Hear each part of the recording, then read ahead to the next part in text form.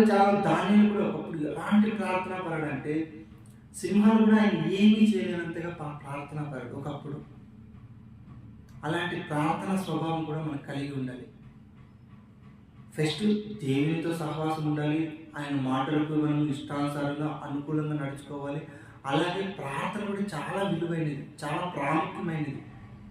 అంటే ప్రార్థన ఎలా ఉండాలంటే పునాదిలాగా ఉండాలి, చాలా బలంగా ఉండాలి.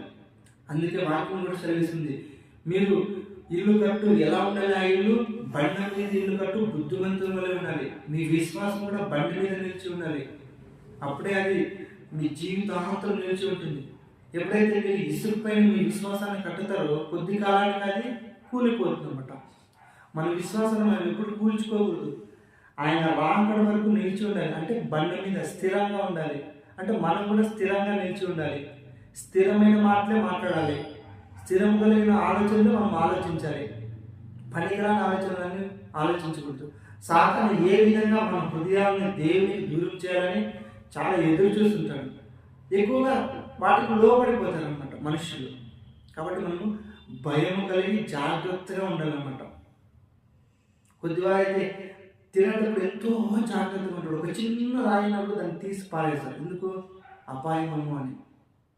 అలాగే ఇది ఏమి తినము, ఏమి తాగము, వీటి అంటే మనం చాలా ధ్యాస ఉంచుతాం. అలాగే మన జీవిత ప్రయాణం పరలోకం కోసం ఇంకెంతో జాగ్రత్తగా ఉండాలి. పరలోకం కోసం మనం ఎంతో జాగ్రత్త పడి ఉండాలి. ఏదో అన్నింటి దాంట్లో ఒక చిన్నది రాయపడితేనే మనం పారేస్తాం. అయితే పరలోకం చాలా విలువైనది. అది కొన్ని యుగాలు అక్కడ మనం సమయం గడపాలి. దానికోసం మనం ఎంత జాగ్రత్త కలిగి మనం జీవించాలి. మనం మాట్లాడే విధానమే కానీ, మనం నడుచుకునే విధానమే కానీ దేవునికి ఇష్టానుసారంగా జీవించాలి.